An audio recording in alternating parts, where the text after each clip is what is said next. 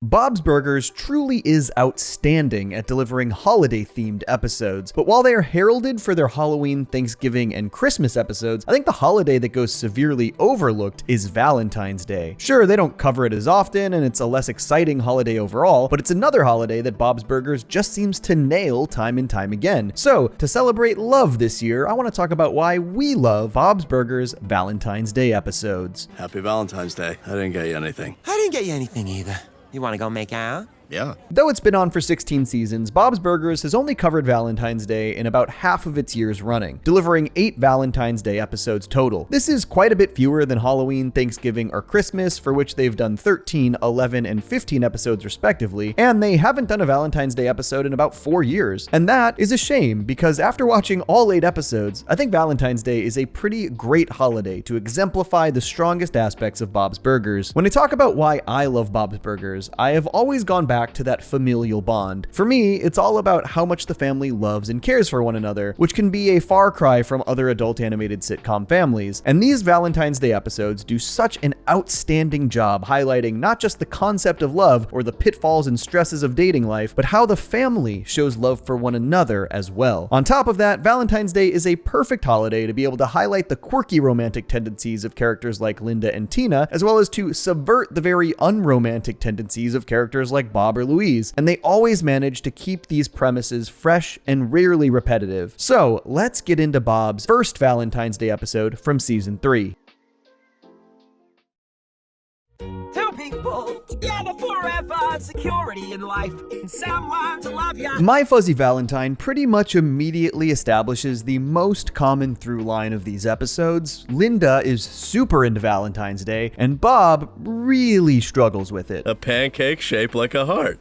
Wow. I think what I like most about this first one is that Bob doesn't even really realize that he's bad at Valentine's Day and genuinely thinks he's been wowing Linda. Even Teddy and Mort know that Bob does half-assed heart-shaped gifts every year. But in classic Belcher fashion, this is a great family episode. Sure, the kids have ulterior motives to stay out of school for the day, but they also genuinely want to help Bob fix his mistake. She deserves something nice this year. Mom's a real keeper. This wild goose chase of an episode goes so many places and is genuinely so fun. I love that though it remains focused on Linda's gift, the story is allowed to take so many little tangents. Even something as small as the Buckle It Up song adds such charm to the adventure. Buckle it up, buckle it up, buckle it up or you'll die. The kids convince Bob that they know exactly which Grazielda figurine Linda wants, which of course they don't. This is another example of just a tiny part of the story leaving such a comedic impact, because I think the Grazielda salesman's delivery here will live in my head forever. Perhaps you nor your wife are really serious about Grazieldas. I really love Bob sort of figuring out how to be romantic in this episode. The kids really help him hone in on something that he can grab onto as his North Star in finding Linda the perfect gift, and he carefully thinks through his favorite memories with her. Obviously something that does not come easy to Bob. He's pretty burger-brained most of the time. He remembers a date with Linda where the car breaks down, so they move their planned picnic to a bar and do a love tester machine together. It's a really nice memory and leads to a very fun goose chase, trying to track down the actual love tester to buy for Valentine's Day. I particularly love that this episode manages to both be a really good Valentine's Day themed episode and maintain that sort of familial hook that works so well for this show. It's not just a Valentine's Day episode, it's a Bob lets the kids play hooky episode, and the sort of suburban adventure of it all is really satisfying, particularly moments like Bob slowly running the red light. This episode also gives us some classic Hugo rivalry action, as he obviously wants to prevent Bob from finding the love tester given his history with Linda. I've got to do a Hugo video one of these days. So many Bob side characters just have so much to dig into, and Hugo is a great example. He's always a fun character to have throw a wrench in things when Bob is having Linda struggles, and of course having him here be the key to finding the love tester works really well. I like that through this adventure, Bob both comes to a realization about his Valentine's failures, but also remains very stubbornly Bob about it. This isn't about me and you. This is about giving a woman a gift to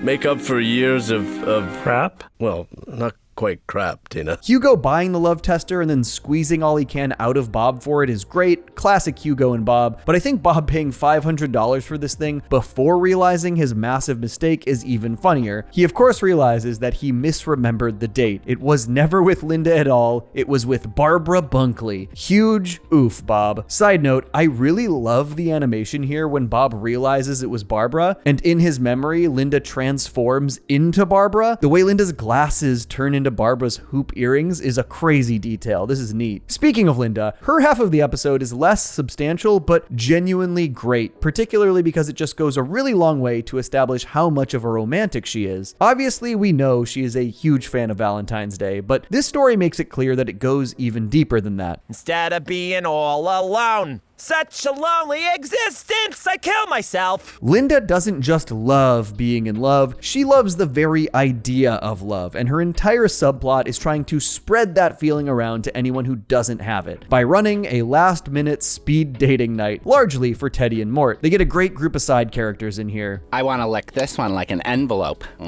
Great male jokes.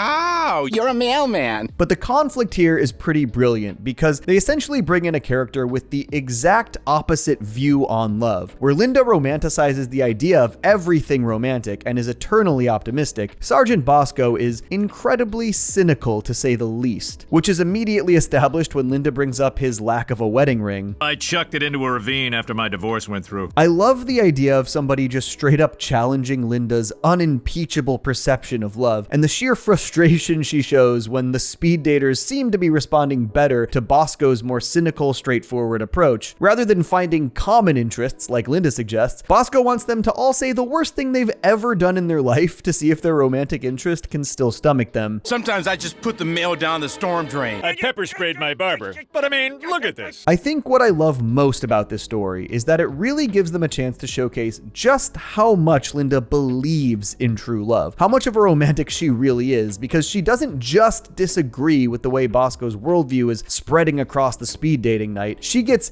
deeply upset about it, like he's ruining something pure and beautiful or poisoning a unicorn. And it shows the foolish lengths she would go to protect her worldview, which is to say, she would take a cop's gun and get arrested. Incredible stuff. I think the obvious highlight of the episode is this resolution. On paper, everything Bob did that day was the epitome of failure. I mean, he kept the kids out of school, drove them through a red light dangerously, took them on a wild goose chase across town, spent $500 on a love tester machine, only to realize that they were chasing the memory of a Valentine's Day he spent with another woman. But to Linda, it wasn't about the gift itself. It was about the thought and effort. And despite him messing up the details here, he absolutely put thought and lots of effort into his Valentine's Day gift for her. That is so romantic! Aww. Honestly, as far as Bob's Burgers Valentine's Day episodes go, I don't think they could have started stronger. Linda's overly romantic tendencies are put on full display, as are Bob's struggles to keep up with them, and it delivers an outstanding Belcher family adventure. I wish you were in all my classes.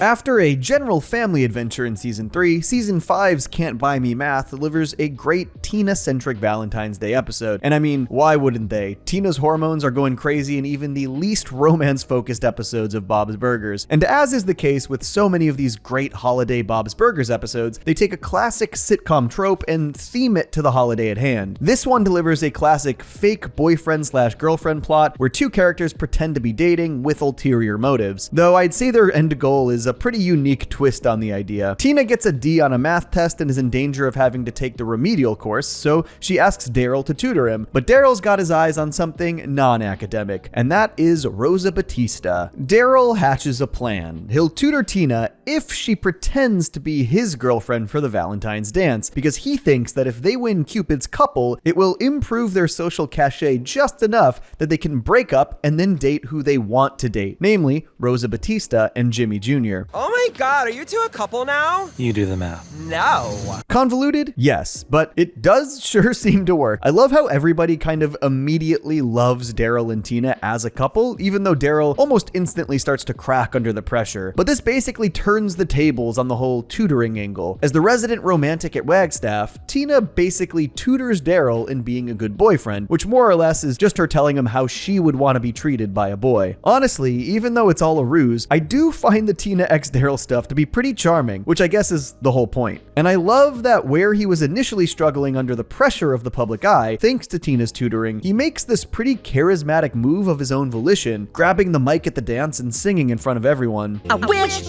you were in all my classes, and when we kiss, we hit our glasses. They win Cupid's couple and of course are both immediately elevated as viable romantic interests across the school. I love that this plan just goes exactly how Daryl hoped it would, but also wouldn't have really worked without Tina guiding his actions through her boyfriend tutoring. The fake breakup scene is really fun too. It's funny that nobody is suspicious based on their public complaints about each other here. You're just too kind and generous. It's making me sick. Oh yeah? Well, you're too damn interesting and it's driving me nuts. I really like that this episode isn't really about the plan going wrong and causing embarrassment. Everything actually goes off without a hitch. They really sell the relationship, and then immediately after breaking up, both Rosa and Jimmy Jr. show interest in Daryl and Tina, but they sell the relationship too well. What goes wrong is that Tina tricks herself into thinking she's actually caught feelings for Daryl. It's so funny to see her struggle with the fact that she isn't gushing over Jimmy Jr.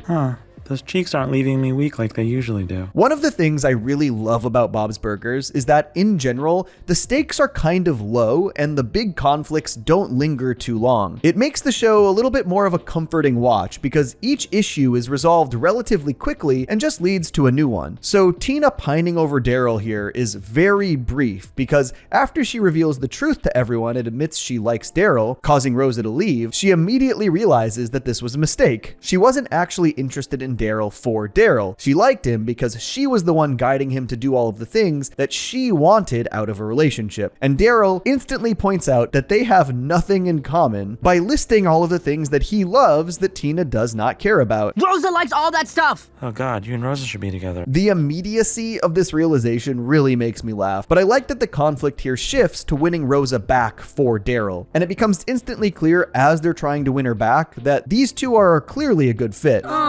They're like Mario and Luigi. They're so in love. God, I also need to do a video about Jocelyn. What a gem. I also love the reveal that Tina still sucks at math and never manages to get above a D, with the weirdly happy ending that Jimmy Jr. is also in the remedial class. A great way to bring it back around. This episode also has a great, albeit less substantial, Bob and Linda Valentine story, once again highlighting Linda's love of the holiday and romance, and Bob's struggles with it. But to mitigate the disparity in their ability to Valentine, Linda makes a Valentine advent calendar, so all of their romantic plans are laid out for 6 straight days. Bob just has to follow along, including sexy cooking and a bubble bath. This has so many good laughs, but the real core of the conflict here is that Bob is picking apart every single thing in the moment and struggling to connect with the romance of it all. And sure, he's got pretty good reasons to. The dish rag touching that strawberry in Lynn's pocket is pretty gross, but it's largely about Bob refusing to leave his comfort zone for the sake of his partner, which makes the big final beat hit really well comedically. Bob actually goes through with doing a strip tease for Linda, which on its own is so far out for him. But then, on top of that, he doesn't realize that people are straight up watching him through the window, not just pushing him out of his comfort zone, but basically airlifting him from it. But God bless him, Bob gets over it and continues his striptease in front of the strangers, a gesture that is surely seen as peak romance for Linda Belcher. Even in these small subplots, they manage to find great little arcs for their characters, all built around the well-established character dynamics. Another really strong episode across the board.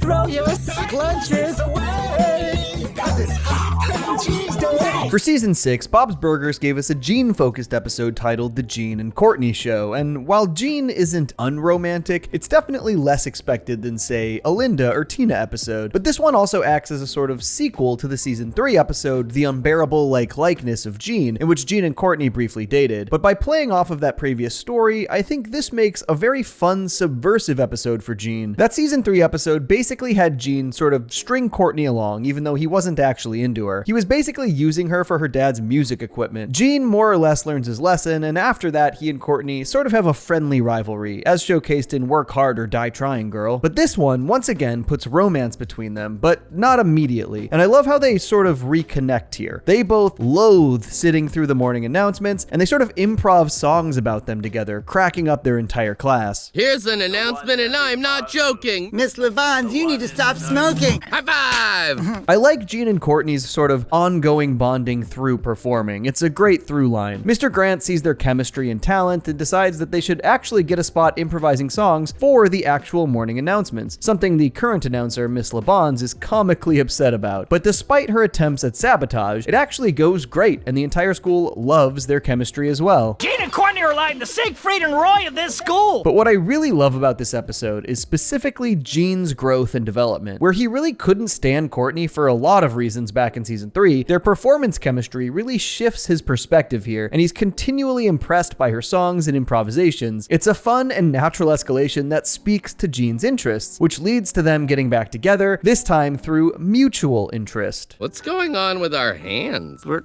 holding them. How long have we been doing that? Courtney's father, Doug, also makes me laugh a ton in this episode. Almost all Bob's Burgers characters have some less than stellar quirks while also remaining pretty good people, and it shows that even though he's sort of a dance mom of a dad, as showcased by lines like this, nothing's better for a child than being in showbiz. He's also really protective and looking out for his daughter. He even confronts Gene, concerned that he's going to break her heart again, and I love this development for Gene because it feels really earnest. All I know is we have fun together, and holding hands with her feels like holding a hand for the very first time. But of course, the subversion here is that after breaking Courtney's heart last time, Gene is the victim of heartbreak here. Because once they start seeing each other romantically, they completely lose their performance chemistry and botch the announcements. A perfect Gene conundrum. Choose between your dreams or love. And of course, this time, Courtney is the one who chooses their work relationship over their romantic relationship, and Gene has to keep his adverse feelings to himself, making this a pretty great sequel to that first Gene/Courtney affair. It was kinda sweet to see Gene just tossing and turning in bed, worked up over this. Poor little guy was really into the relationship this time. And the resolution is pretty sweet as well, as they mostly rock the announcements, and then Gene sings a song from the heart specifically for Courtney. You may have found your one and only,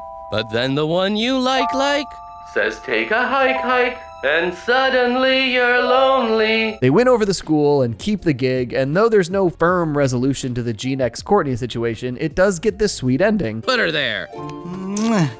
I mean, it is Valentine's Day. There are also two intertwining subplots to this episode surrounding Bob and Tina. Tina is running a carnation donation situation at school where you can send carnations and cards to a Valentine. Tina is stressing over not getting any carnations, while Bob is worried because he didn't get any carnations. Hey, like father, like daughter, right? But obviously Tina is stressed because she wants Jimmy Jr. to send her a Valentine, and Bob just entirely forgot to supply the carnation donation with carnations. Tina completely spirals, opening everybody else's carnation cards, feeling completely rejected, comparing herself to everybody else. Jocelyn got 4? Meanwhile, Bob has to pretend that he got the carnations while he desperately tries to track them down, 250 of them to be exact, all in the days leading up to Valentine's Day. He gets laughed at a lot in this episode. These are two fun surrounding plots that highlight both Tina and Bob's shortcomings in a super Valentine-centric way. Bob ends up getting fully taken advantage of at a flower market, but he does get the carnations, and Tina has to accept that she didn't get any Valentines,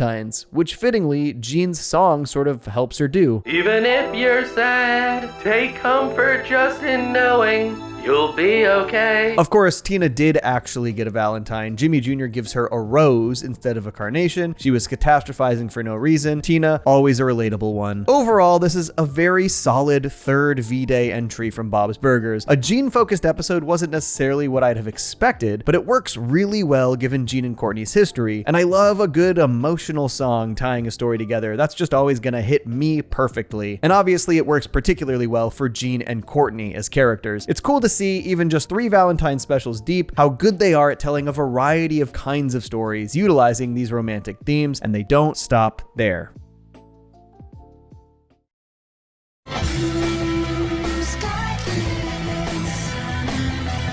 Bob Actually is for sure my favorite Bob's Burgers Valentine's Day episode, obviously titled after the film Love Actually and loosely based on it in structure, very loosely, really only in that it's a story filled with intertwining vignettes. And that's one of the things I love about this episode. Every member of the Belcher family gets their own little Valentine's Day subplot. Obviously they vary in size and focus, but I really like that they all get their time to shine in this one. Diarrhea throws a wrench in Tina's Valentine's Day rendezvous with Jimmy Jr., Jean falls in love with a new lunch lady, Linda tries to reconnect a heartbroken woman with her ex, Bob takes a dance class as a romantic gesture, and Louise navigates her suspicions that regular-sized Rudy has a crush on her. Lots going on, and each one hones in on aspects of each Belcher family member in ways that make for great Valentine stories. And the opening scene does a great job planting the seeds for every single one of these stories. As usual, it portrays Linda's love of Valentine's Day and her attempts to spread that love to everyone else around her, in this instance by passing out Valentine's cards to the kids and a box of chocolates for Bob. When Louise gets her card, she expresses a sentiment that is core to her journey in this episode. I don't really celebrate Valentine's Day. It's an invented holiday. We learn Tina isn't feeling well because she won a leftover chili eating contest, but still wants to go to school because anything can happen on Valentine's Day. Bob pretty quickly reveals that he, as usual, was not on top of his Valentine's gift this year, and then a pretty funny Jean line that feels like a throwaway gag actually sets up his little vignette as well.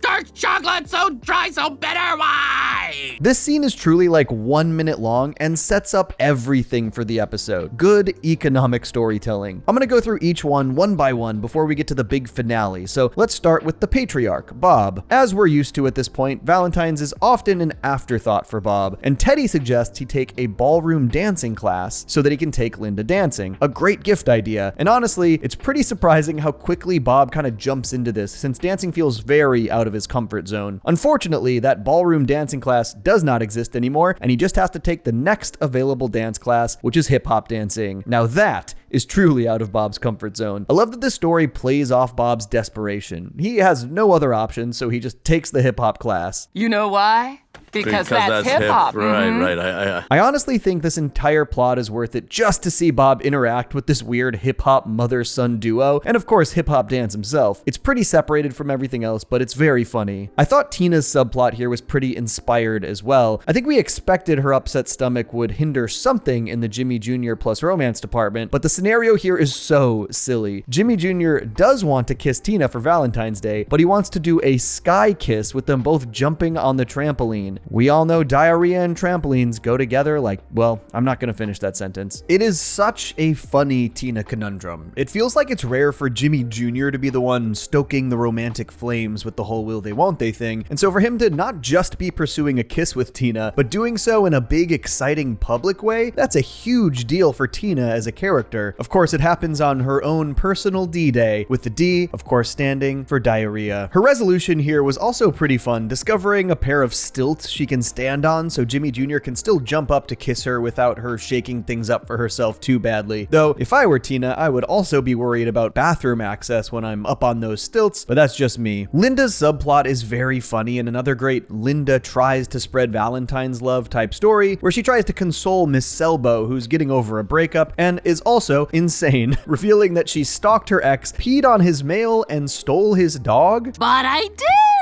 did those things. Also, that they've been broken up for like a year. It's just taken her this long to get over it. Linda tries to reconcile them, only to find Miss Selbo making out with a stranger in the restaurant as soon as she does. Quick question. Do you think I could have my dog back?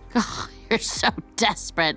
I guess if I had any criticism of this episode, it's that Linda didn't actually get to spread the love like she wanted to, and I like seeing Linda's love of love on full display, but she did at least get Martin his dog back, so that's a win. Gene's subplot is definitely one of my favorites of the episode. He takes a trip to the lunchroom for some leftover tacos, something he implicitly does every week, only to find the usual lunch lady is gone and replaced by Isabella. I love Gene's just like absolutely confused used attraction here. It's so funny, but this plays so well by intertwining that attraction with his love of food and his distaste for dark chocolate, which is actually what Isabella is making here. But Isabella's sort of philosophical, poetic rambling about dark chocolate and love here is one of my favorite little pieces of writing in the show. Dark chocolate? No, don't do it! It is like love, sweet, bitter, happy, sad. I feel like you might expect food to be the thing that helps Gene get to the core of some kind of a love story, but I like the subversion here, that it's actually love that helps him better understand a food he has a dislike for. But the absolute highlight of this episode, and the real meat and potatoes of the story, is the Louise and Rudy storyline. Louise and Rudy have a super interesting dynamic and friendship. I actually talk about it and this episode a lot in my big Rudy character video, so check that out if you haven't seen it. But I love this as a real subversion for Louise. Definitely the least romance-driven member of the Belcher family, the story is conveyed from, I think, a super smart and understandable angle for Louise. When she thinks that Rudy's awkward probing means he's going to ask her to be his Valentine, she pretty understandably is concerned about this. She has a great friendship with Rudy and doesn't want that to change. We have a good thing going the way it is. We're buddies. It's a good conundrum for Louise, but I think the smartest thing they do here is subvert it even further. It turns out Rudy was actually going to ask Louise to give Chloe Barbash his Valentine for him. His entire plan was to meet her after school and get his first ever kiss. Now we begin Operation Kiss Chloe Barbash. There are two aspects of Louise's shift here that I love. For one, I like the idea that she was just so sure and so confident that Rudy was crushing on her that she's actually skewing towards jealousy when she finds out that isn't true. It's a conflict that confuses even herself, which is a perfect angle for Louise because she's somebody who is generally very sure of herself. But I also love that on top of struggling to grapple with her own jealousy, Louise also becomes super protective of Rudy, to the point where she is furious at Chloe's indifference towards him and insists that Chloe goes through with the kiss. I think that this is such a great way to showcase how much Louise cares about Rudy, that even through her admittedly confusing romantic feelings in the episode, the thing that hurts her most is the idea of seeing Rudy's disappointment and heartbreak. You gotta kiss slow, regular size Rudy, or you're gonna be eating that love leak through a straw. The end of the story really facilitates the big climax of the episode. Louise shows up after school to try and gently let Rudy down and tell him that Chloe is not going to be showing up, and it's because she genuinely cares about Rudy. I guess I was silly to think I could get a kiss on Valentine.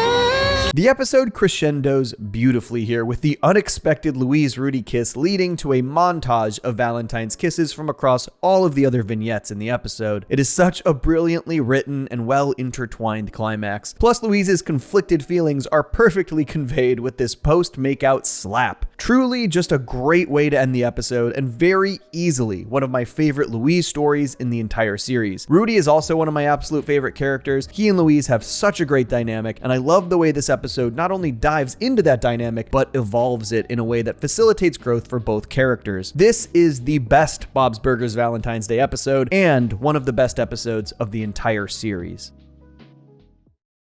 This is a girl power jam. We're all girls.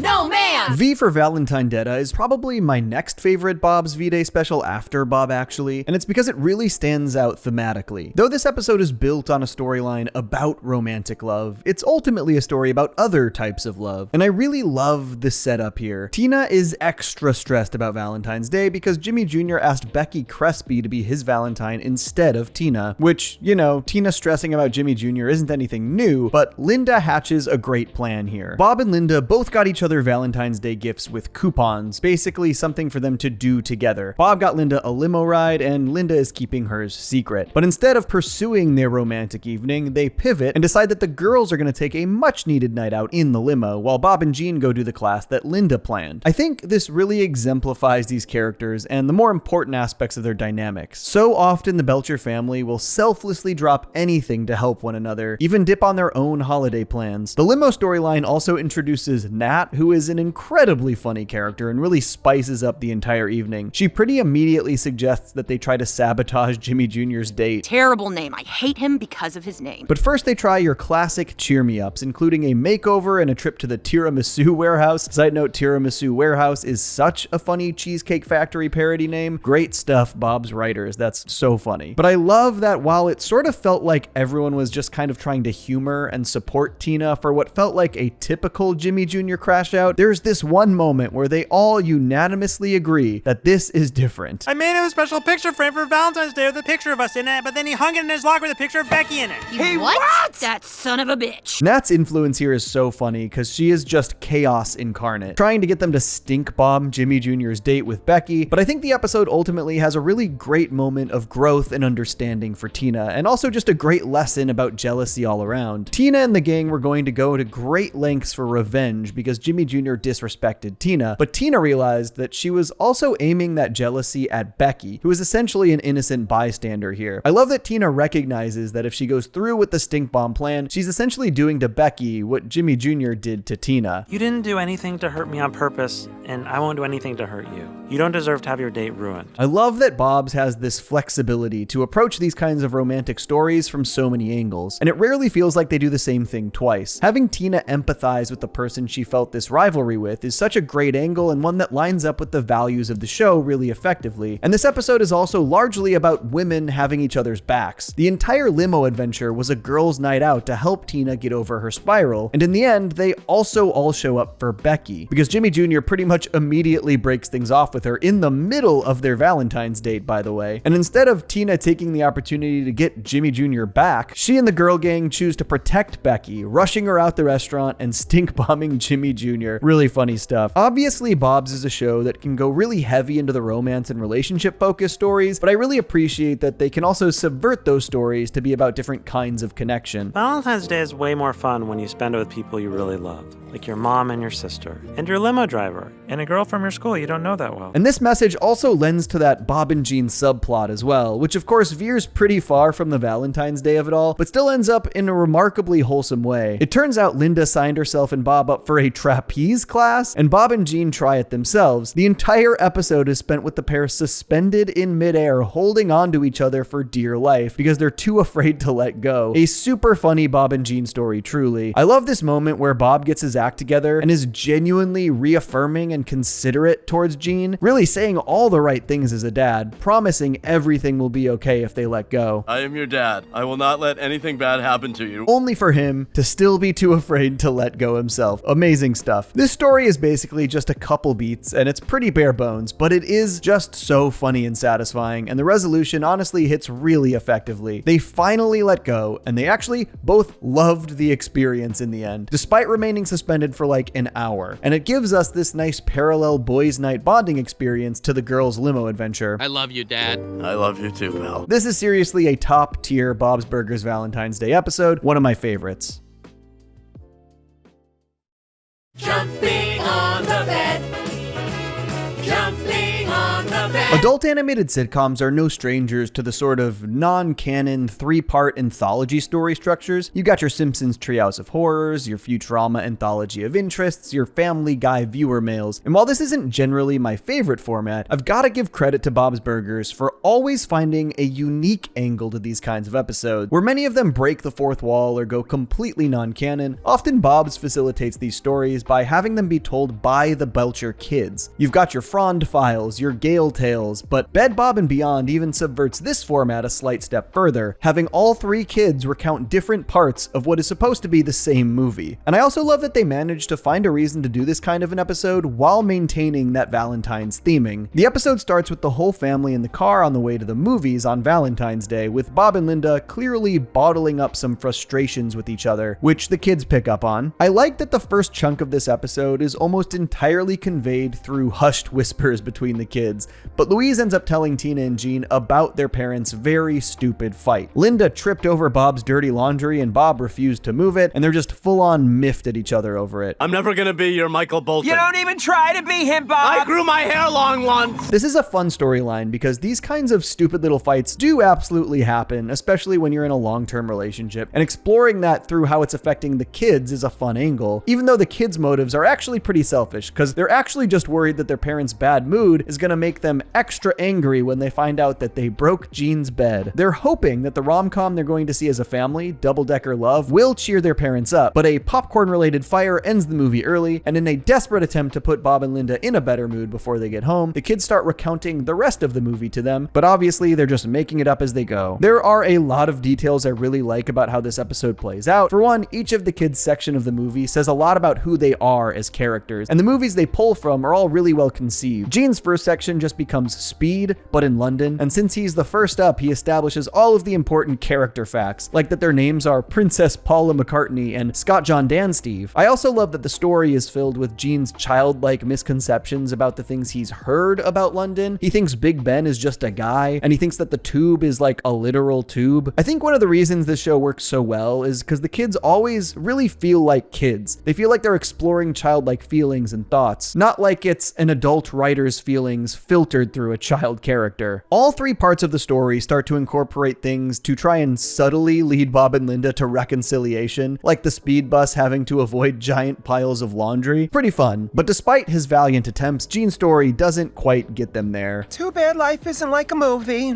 People disappoint you. As you might expect, Tina's story takes a more romantic angle. She bases hers off of Titanic, complete with a laundry berg that sinks the ship. This also has what is probably one of the most risque jokes I've ever heard on Bob's Burgers, and it is very funny. Semen spill out all over the deck. Tina! Oh, wait, you mean sailors. Obviously, Tina's story doesn't work either, but I love that every time a kid insists that there's more, Linda seems genuinely interested to hear. Louise's story takes a more straightforward approach, basically exactly recreating Linda and Bob's conflict with Princess Paula McCartney and Scott John Dan Steve. I don't know if her movie is supposed to be Twister or Sharknado, but it devolves into a laundry tornado that somehow convinces them both to apologize, which finally works, and I love Bob and Linda's reaction to the last story. That was my favorite movie I've never seen. Yeah, it was pretty good. Are you crying, Dad? No, my cheeks are just sweaty. Overall, this one definitely ranks a bit lower for me in my Bob's Valentine's Day episode preferences, but that's largely because I just gravitate away from the anthology episodes in general. There's still so much to love and appreciate about this one, and I have a lot of respect for the way the show always manages to approach these anthology stories from a new angle every time.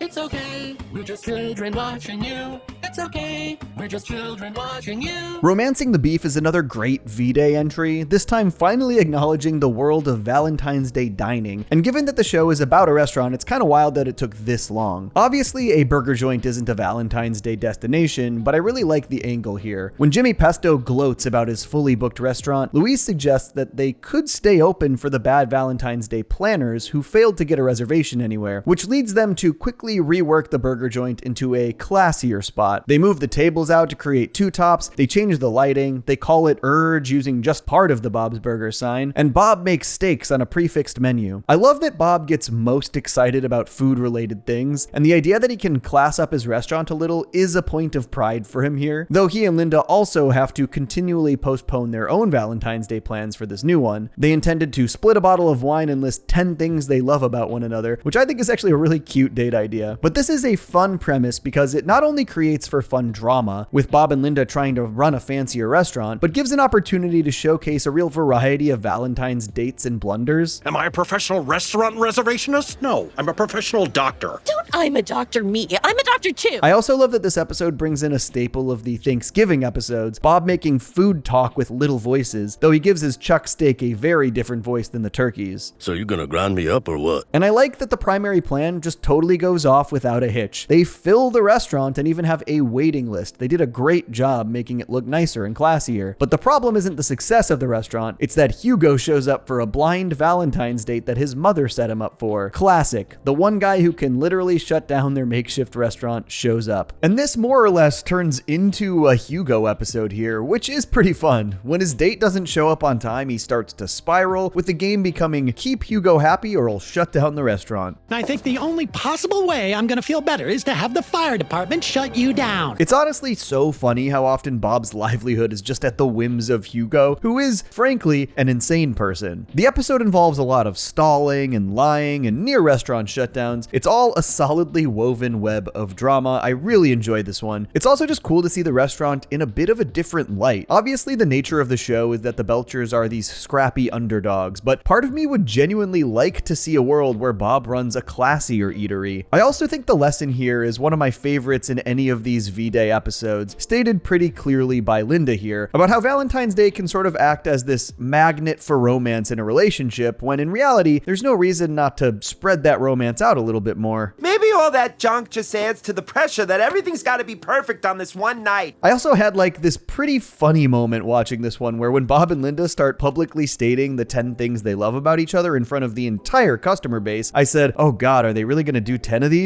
Right before this line dropped. Oh my God, are you really doing 10 of these? As much as I enjoy this primary restaurant plot, I love Tina's B story in this one. Jimmy Jr. is out of town, and so she goes to Tammy's anti-Valentine's Day party for all the kids without Valentines. Hearts are farts, and Cupid is stupid. This subplot does something that Bob's Burgers does really well, which is layer the tone of a different kind of themed episode onto this Valentine's Day plot. And like the Bleakening or Dawn of the Peck for Christmas and Thanksgiving, this subplot gets a solid horror angle. Basically, as you might expect out of her, Tammy's party was a poorly disguised way for singles to hook up on Valentine's Day. I think just about everybody else at the party understood this, but Tina was staunchly anti-Valentine. And despite this, she still ends up alone with a boy. Just because we're the only ones not kissing doesn't mean we're gonna kiss. I love this final sequence where these two run around the house as though they're trying to escape some kind of a monster, but in this, the monster is just kissing. Every door they open, two classmates making out. Simple, but a really funny idea. Though I do think that I am maybe a little disappointed in the resolution. She does get a nice Valentine's Day text from Jimmy Jr., but girl, it's been a long time and Jimmy Jr. kinda sucks. You escaped a haunted house with this other guy. I feel like you had chemistry. Oh well. I don't think they're ever gonna nix the whole Tina x Jimmy Jr. status quo, but sometimes it feels like they should. Overall, this is definitely one of the better Valentine's adventures for Bob's Burgers.